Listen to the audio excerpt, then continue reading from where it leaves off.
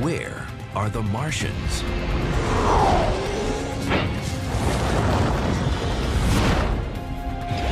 On the red planet's poison-packed surface? Or in newly found sources of water? Did Martian life survive an apocalyptic attack? Are Martians microbial or monstrous? At last, the answers are here. In Mars, the new evidence.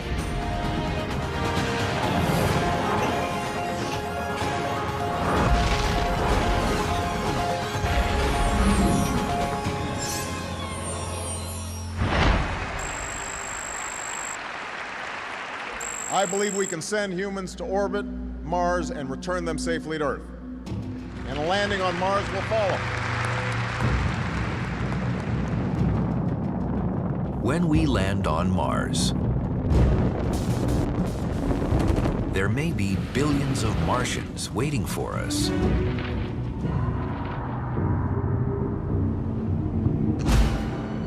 Only they probably won't look like this, or this, but like this. Microbes, bacteria evolved to survive on a planet with 1% of Earth's atmospheric pressure.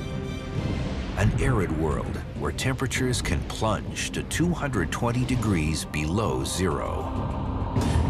Now, even if that upper surface is so nasty, that doesn't mean that just a little ways under the surface wouldn't be a much happier place for microbial life on Mars. Is there life on Mars? Just a decade ago, my answer would have been very different than it is today, because we've learned so much. A few decades ago, it would have seemed like science fiction. But we now know that on Earth, some bacteria cluster around thermal vents at the bottom of the sea. Others thrive in pockets of liquid water inside 12 feet of Antarctic ice. Our knowledge of microbial life on Earth has increased so much that I think, there's still a good chance that some kind of primitive life may have formed on Mars and existed there at some point. How could life have first formed on Mars? Maybe with a flash of lightning. The spring of 2006. Even as some scientists are claiming Mars doesn't have lightning, Earth-based microwave detectors find it in friction-filled storms of red dust. But it's not lightning like we know it, associated with rainstorms. It doesn't rain on Mars. It's what's called dry lightning. And this dry lightning, or static electricity, could have been the trigger for Martian life. Once you have lightning, you've got a new source of energy that can affect your chemistry and alter things in the atmosphere, even on the surface at some level. A famous experiment seeking to replicate the creation of life on Earth ran an electric current through a mix of water and common gases, creating a soup containing organic compounds and the building blocks of life, amino acids. By hitting things with electrical discharges, you can not necessarily generate life, but maybe make the preconditions for life. But did dry lightning help jumpstart life on Mars? Or did it kill the chance for any life at all? Lightning on Mars could create things like hydrogen peroxide, which could then lead to other chemicals that would destroy organic material and sterilize the surface. Life-giving jumper cable or fatal electric chair? The jury is still out on what dust storm lightning has done to Mars. But what always happens with Mars is about the time we think we understand it, we discover new things that make us realize we still have a lot of mysteries to solve. So how do you find bacteria, too small to be seen, living under the surface of a planet 48 million miles away? The life that's most likely to be prolific, the life that you'd find the most number of organisms, if they did exist, is the one that's hardest to find of all. Like climbers, scientists look for life on Mars by making connections, linking this observation to that deduction, hoping the evidence leads in the right direction. And if the facts aren't there, you start over. It's hard to look for life, so the mission designers have said, well, let's first figure out if there are habitable places, if there are places that would be friendly to life. And the key element for life as we know it is water. On Earth, liquid water is required for life. Even if it's a small pocket in the heart of a glacier, you still need the fluid nature of water for the processes of life to take place. According to early space probe photos, Mars was just a dead red rock. Its thin atmosphere was mostly carbon dioxide. And so it seemed were the polar ice caps. You know, in the 70s, we might have expected that there was no possible water or life on Mars. The picture is much different today. In the 21st century, more advanced space probes have revealed that a lot of the earlier information was wrong. It turns out there's about 100 times as much H2O in Mars' polar ice caps as in all 5 of North America's Great Lakes. So even in the polar caps today, there's probably enough water to cover the surface, about 20 or 30 feet deep. But it's really not about whether we think there's water on Mars, but whether there's liquid water on Mars. That's the key question, because even microbial life could not have evolved on Mars unless there was liquid water early in the planet's history. In order to find liquid water on Mars, we actually look in a whole variety of ways. From 1997 through 2006, NASA's Mars Global Surveyor searches for water-based minerals using a highly sensitive spectrometer. Every chemical element has a particular signature associated with it, a sort of fingerprint. And when light interacts with it, it re-emits that light in a very specific way that's characteristic to that given element. And so that's telling you what things are made of by just looking at the light they emit. It's similar to the way the human ear can pick out specific vibrations. Some notes boom out. Other notes are not so loud. In much the same way, spectroscopists are interested in selecting out those particular lines. The Surveyor spacecraft hit spectrographic pay dirt. Hematite, a combination of iron and oxygen. Hematite shows that ancient Mars could have had flowing water because the mineral is also found on Earth in environments that once interacted with liquid water. These round rocks from Utah, they formed in a sandstone by fluid water flowing inside the pores of the rock and moving iron around so that the iron actually cements together these little spheres. And the ones on Mars are quite a bit smaller than these, but they're thought to form the same way. The Surveyor's mission is over, but today 5 probes are taking pictures and measurements of Mars. Europe's Mars Express circumnavigates the equator. NASA's Mars Odyssey and the more recent Mars Reconnaissance Orbiter, or MRO, soar over the poles. Meanwhile, 2 robot rovers explore the surface, seeking evidence of ancient water in the rocks. Spirit is in a very hilly, rocky, dusty, rugged kind of place. It's very sort of reddish and bright when you see the pictures from that rover. Opportunity on the other side of the planet is in a very flat place, darker, more kind of a chocolatey brown color than a reddish color. In the spring of 2008, the 5 probes are joined by a 6th.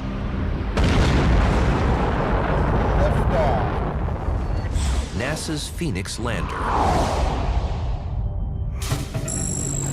May 25th, 2008, as anxious men and women on Earth watch their monitors, the Phoenix lander ends a 9-month space journey, flaming through the Martian atmosphere at 12,500 miles an hour. We taught the baby to fly, you know, we gave him all the wisdom, and now we had to let it go and do the job. Any landing on Mars is incredibly difficult. And the chaos happens within 6 or 7 minutes, from the top of the atmosphere to the surface.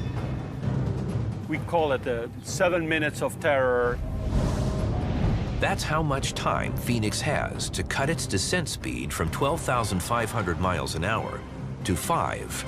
If not, Mars will have one more impact crater. Years of effort is being tested whether it's going to happen or not. The parachute deploys. Caught live by the Mars Reconnaissance Orbiter.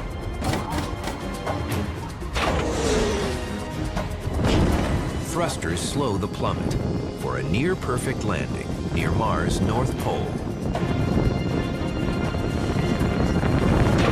Touchdown signal detected.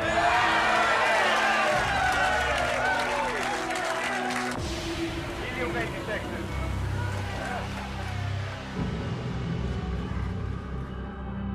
Phoenix will search for frozen water under the surface. But has it already found more than was expected? A photograph of one of the lander legs seems to show something that should not be there. There is new evidence that Mars could once have supported life. Mineral deposits show that water once flowed on the surface. NASA scientists look for evidence of water wherever they can find it on Mars. But in the spring of 2008, they may have found it in an unexpected place. The Phoenix lander, newly arrived near Mars' North Pole, has something strange on one of its legs. Some colleagues think that those are water droplets forming in that environment, which is a little curious because it's very cold. It's not at all obvious that water should be stable there, but it could be really salty, could be briny, and so it has a lower melting point. That's possible. I don't know what the blob of water on the Phoenix lander leg was, or the thing that looked like that. Scientists are split, and internet blogs run wild with speculation. But in the end, it's all speculation. The unfortunate thing is, the data that we have are really kind of fuzzy, right? The limited resolution. You really want to go up there and take a much better picture of it, but it may ultimately be a question that can't be answered. Although the droplets on its leg remain a mystery to this day, when Phoenix's robot arm digs 2 inches under the Martian surface, it confirms a prediction. As it hits hard, icy soil containing frozen water. Mars Odyssey predicted that Phoenix would land on an icy soil with a little bit of dust on top. Phoenix went, touched it. We got another key part of planetary science, which is getting ground truth. While the Phoenix team expected water ice, they're surprised by something else the lander's laser detects in the Martian sky. Snow. Not carbon dioxide snow, but water crystals, as on Earth. It snows on Mars, which is indeed cool. Phoenix saw it first dissipating high in the atmosphere and eventually actually falling to the surface, and then sublimating and going back to a gas when the sun came back up. It really is one of the first times we're really seeing the surface atmosphere water cycle. In this case, gas to solid, solid back to gas. Meanwhile, roving robots explore near the equator. Spirit and Opportunity use high-resolution imaging and spectroscopy to find evidence of minerals and landforms shaped by water in Mars' ancient past. Day in the life of a Mars rover, starts as the sun rises and illuminates the solar panels, and that wakes up the rover. The radio commands are sent from the Earth to tell it what to do. This time, drive 10 meters forward, and then stop and turn 20 degrees, and then take a panorama with these color filters looking off in that direction. Near the end of the day, one of the NASA orbiters, like the Mars Odyssey orbiter or the Mars Reconnaissance orbiter, is passing overhead, and we know when that's going to happen. The rover will transmit data from that day up to that orbiter, and then that orbiter relays it back to the Earth. And while it's sleeping, we've got those pictures that it just sent back and other data, and now we're trying to figure out what happened. Did it do what we were expecting it to do?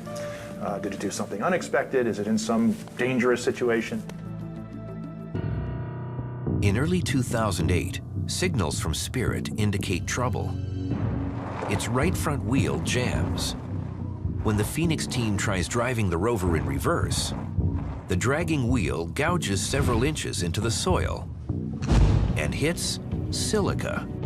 On our own planet, where do we find silica? Well, hydrothermal environments. Maybe that's what we're seeing on this other world as well. So a lot of the excitement about silica is because of that connection to our own planet. That indicates that, hey, maybe those kinds of environments existed on Mars as well.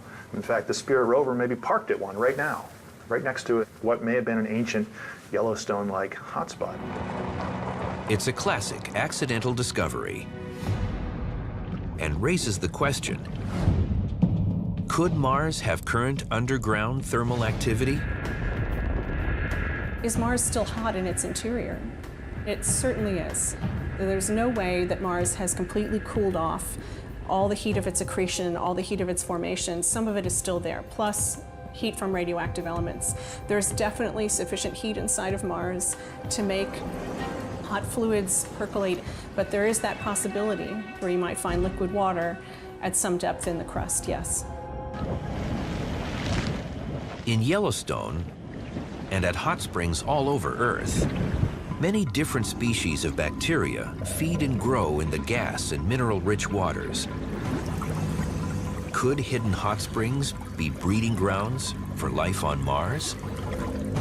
We would love to send electromagnetic sounding instruments to the planet because they could actually tell us whether there is liquid in the crust at some depth. That would be fantastic, then we'd know.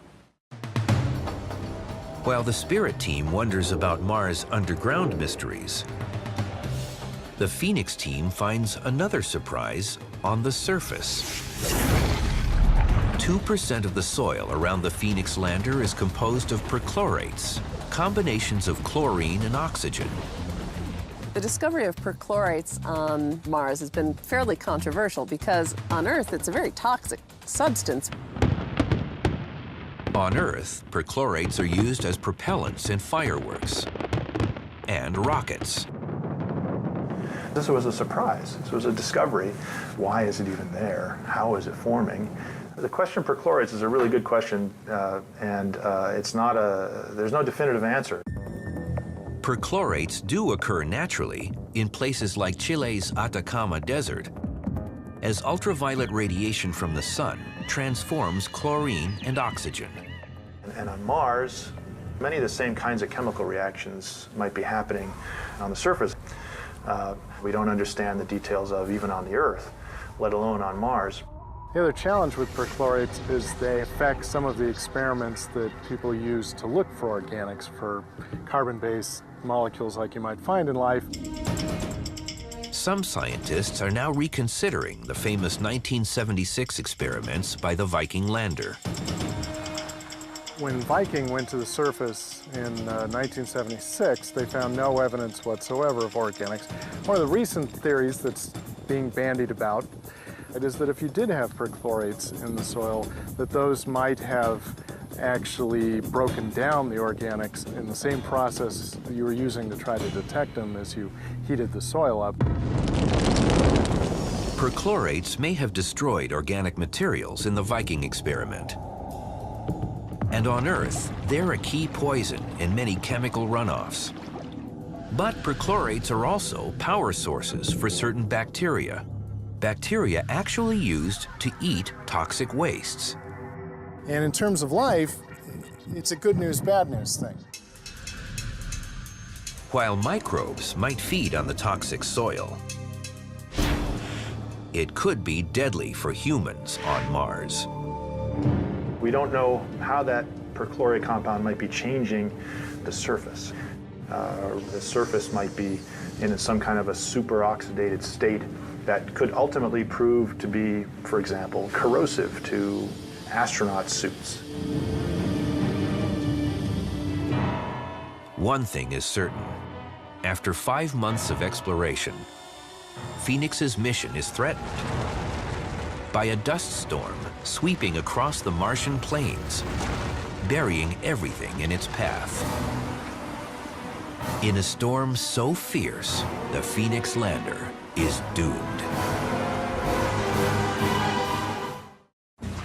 When NASA's Phoenix lander digs into frozen water on Mars, it finds new evidence that the red planet could once have harbored life. But in the autumn of 2008, Phoenix's own life is about to end.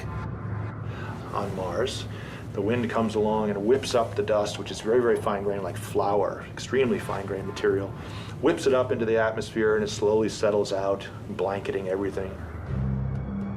Red dust coats the solar panels of the Phoenix lander. Sunlight, its only source of power, can't get through. The Phoenix lander has to spend a lot of time recharging its batteries because we know that it's going to get very cold at night and it's going to have to run those heaters at night to stay alive. On November 2nd, 2008, Phoenix shuts down for the last time. As the Martian winter deepens, frozen carbon dioxide piles up and imprisons the probe in a tomb of dry ice. But Phoenix's data continues to be analyzed. Going to Mars and taking measurements on the surface, getting detailed data about the history of Mars and Mars chemistry of the surface was an essential piece to determining for sure that water existed on Mars. Water is essential to life. But according to the latest evidence, it's only one of many forces that shaped Mars. You can kind of break down our thinking of Mars now into maybe like 4 quarters of a football game. The first quarter, from about 4.6 to 3.2 billion years ago, is action-packed. Mars forms along with the other planets as swirling gas and debris combine and cool into a rocky world. Then, Mars is bombarded and scarred by meteoroids. There was a lot of cratering going on, and then towards the end of that period, there was a lot of geologic features that suggest that there was water flowing on the surface. That new evidence includes this series of ridges, photographed in 2009 by NASA's Mars Reconnaissance Orbiter. It's the first definitive lakeshore discovered on Mars. The remains of a lake the size of North America's Lake Champlain. Every piece of evidence about the presence and the history of water on Mars is so important to determining whether we might be alone in the universe. Some scientists even say that 3.5 billion years ago, an ocean the size of the Atlantic covered 1/3 of Mars. Maybe with enough time and enough water, life formed on Mars as well. As the first quarter of Mars history ends, the second starts with a bang. As volcanoes reshape the planet. There was significant volcanic activity. Olympus Mons is the biggest volcano in the solar system. So we know there were big volcanoes in the past. Mars is blanketed with black volcanic basalt, like the basalt found around Hawaiian volcanoes. And the chemicals released from volcanoes, including sulfur, mix with the water that was left and make things acidic, kind of like acid rain on Earth and that sort of thing. At the same time, the atmosphere seems to be shrinking and water becoming more scarce and less stable on the surface.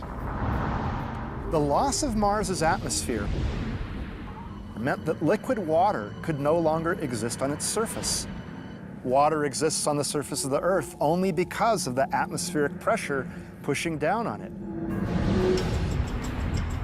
Whatever water is on Mars evaporates or freezes. In the third quarter of its history, Mars probably begins turning red from ferrous oxide, rust in the dust. Take a fresh volcanic rock in Hawaii or Iceland and let it sit out in the Earth's atmosphere, and it's going to turn red and brown over time. It's going to oxidize. Same kind of thing could have happened on Mars. In its final quarter, Mars goes into a deep freeze. From around 100 million until 2 million years ago, large glaciers form and carve out new patterns in basins and craters. From a warmer, wetter planet to a cold, dry world. Mars in a nutshell, according to recent evidence. It had a thicker atmosphere, it had water, it may have had rain, it had snow, it has all kinds of things that are familiar to us. And it's just fascinating to think that we can go back in time with these missions and study an early sort of Earth-like Mars that's now gone. But while there's strong evidence for past water on Mars, these 2009 satellite pictures seem to show something impossible.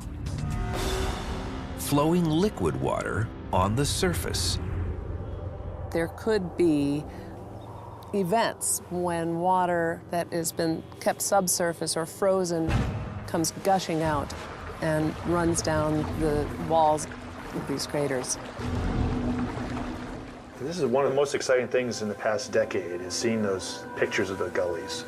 Because when I grew up, I was taught that there's no way liquid water could be stable on Mars today. And this kind of flies in the face of the physics, right?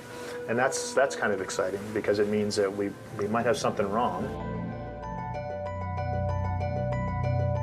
The initial announcement of finding them proposed that the ice that was melting or an aquifer coming up. There's a whole different set of theories and recent study that it could be from carbon dioxide, the dry ice going to a gas, and then that gas basically doing a gas lubrication of the sand that's flowing down. And frankly, it's still in the midst of exploratory science right now. And some of these marks have been shown to be dust flows. I hope not all of them. I'd like them to be water. From ancient oceans to yesterday's flowing gully, the search for water and life on Mars is an ongoing quest.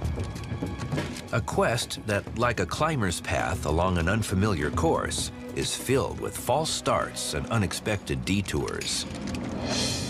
That's what happens when this photograph, taken near the Martian equator, reminds a lot of people of this. Could Mars once have supported life?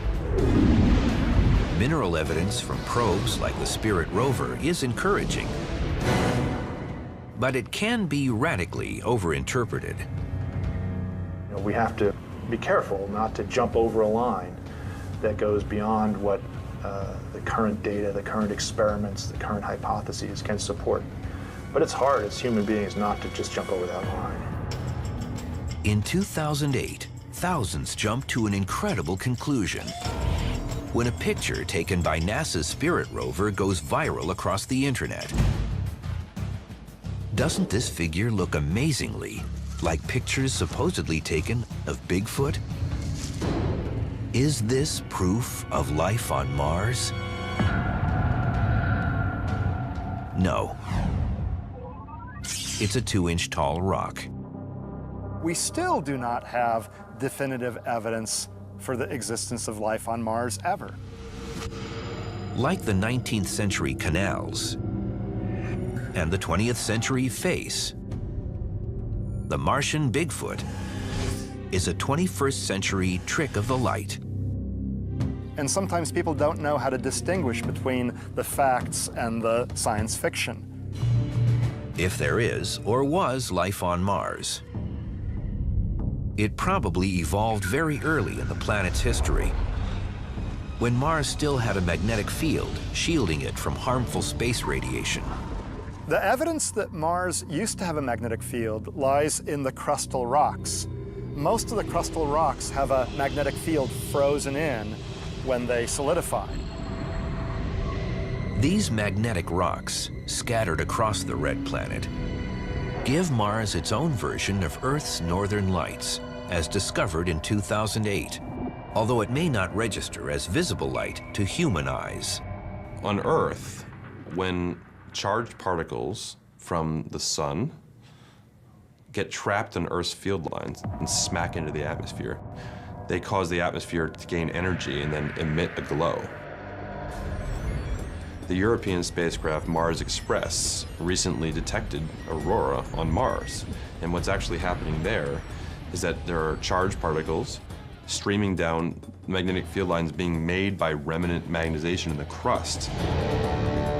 But how did Mars lose its magnetic field? One theory, a little less than 4 billion years ago, as Mars cools, its molten iron core solidifies and stops turning. The motions within the core weren't sufficient to generate an electric current, producing a magnetic field. But there is also a faster and far more violent hypothesis.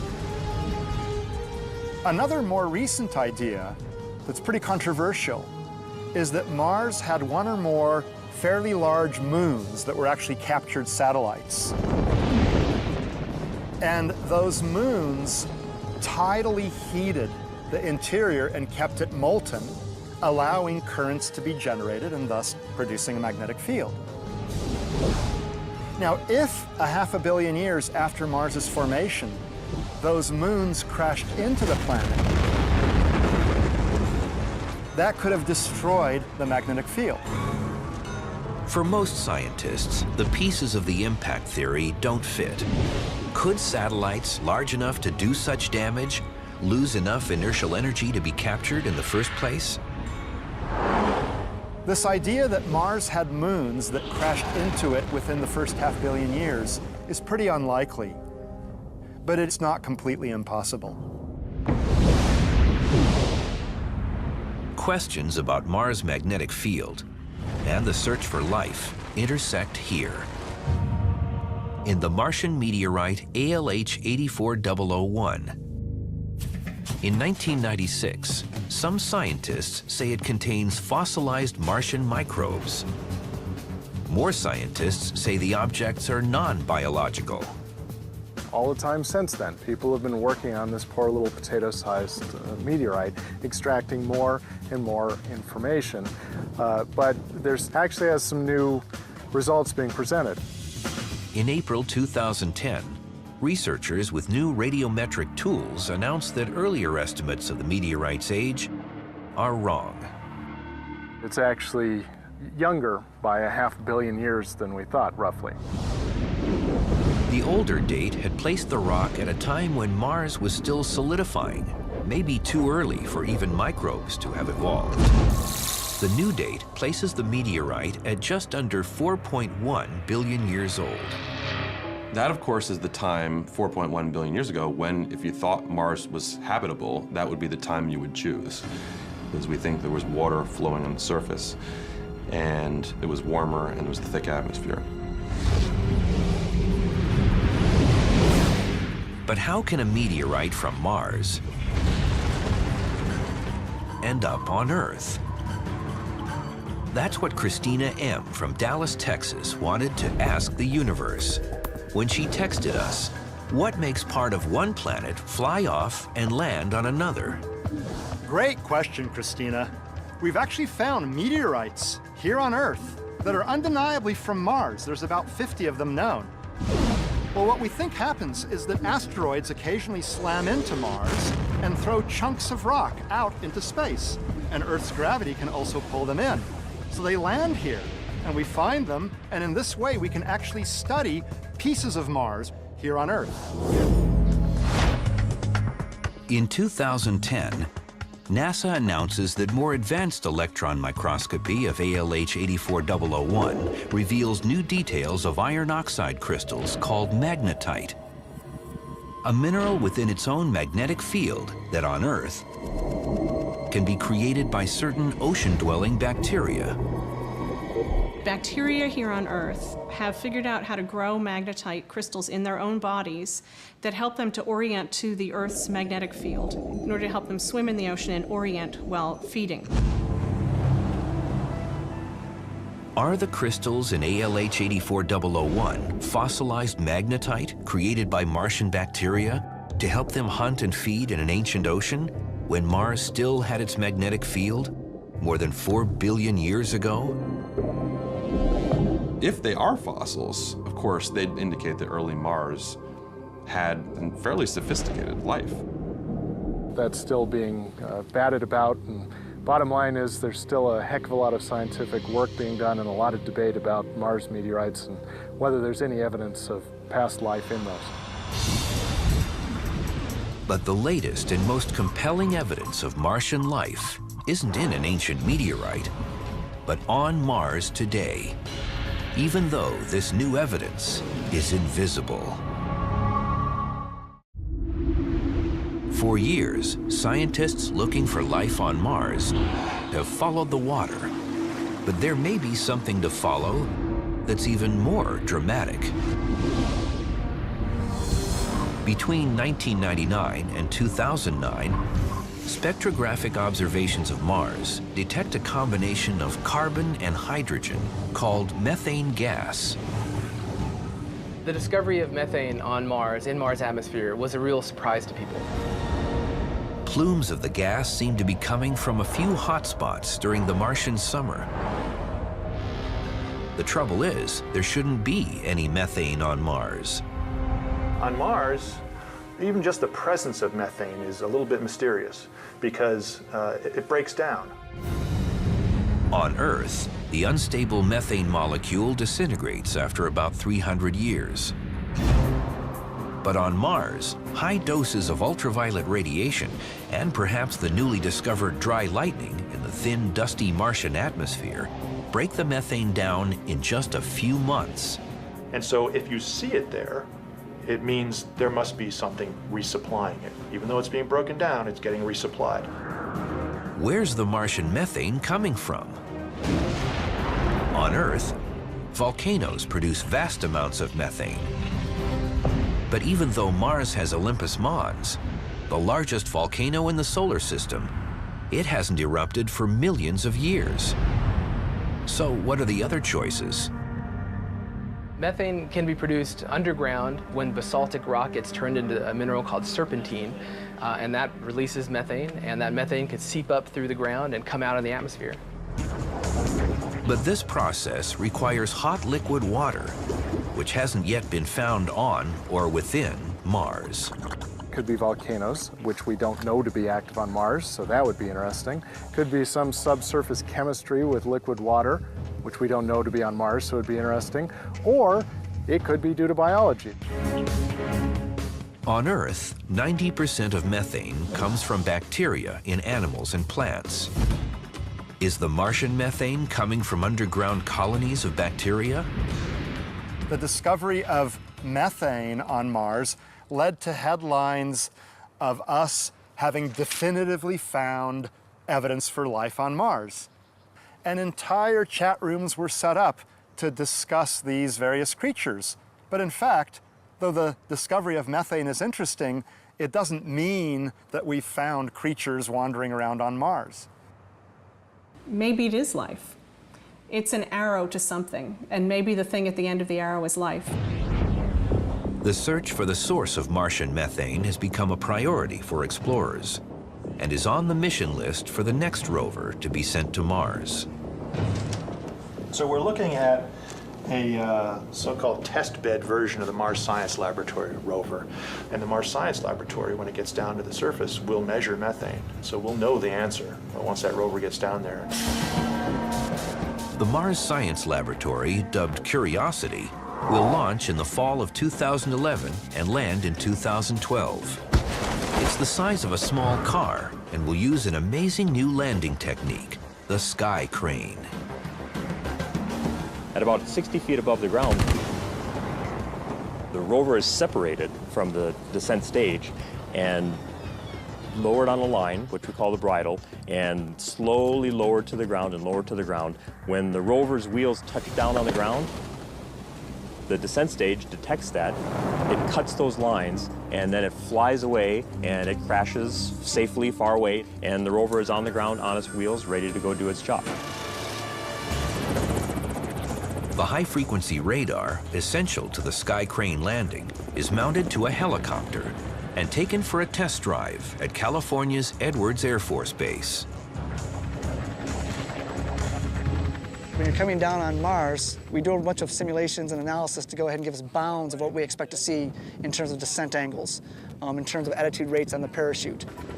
During the entry, descent, and landing, the radar tells us where the ground is and how fast we're going. That information is used by the control system to control the thrusters to make sure we touch down at a nice, gentle speed. We test little pieces here and little pieces there. So the first time that we tested for real is on Mars. The key objective of the Mars Science Laboratory is to search for signs of ancient habitats.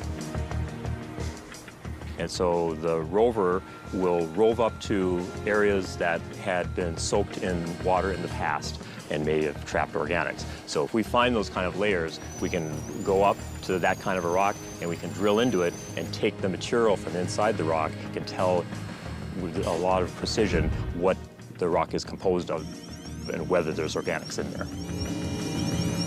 The Mars Science Laboratory will be one more link in a chain of exploration to understand that bright red dot in the dark night sky. Put together all the new evidence, and it adds up to the need for more evidence. We don't know how the magnetic field was lost. We don't know exactly how the atmosphere was lost. We don't know where all the water went. We don't know whether the methane is produced by life or just regular abiotic chemical reactions. But maybe questions that baffled the 19th and 20th centuries will be answered in the 21st. I asked 5 other Mars scientists, what percentage chance would each of you give that life ever formed on Mars? 4 of us thought it was maybe greater than 90% chance that there had been at some time, and maybe now, life on Mars. And 2 of us thought it was less than 15%. And the follow-on question then is, if you think that there's less than 15% chance, is it really worth going to look for it? And the answer was immediately, absolutely. I don't think that rovers and landers and orbiters are going to find life on Mars. My personal opinion, I think it's going to take people. I think there will come a day when people go to Mars, digging and drilling and thinking and just going with context and gut feel and putting the pieces of a very complicated puzzle together. I'm optimistic they're going to find evidence of past or present life.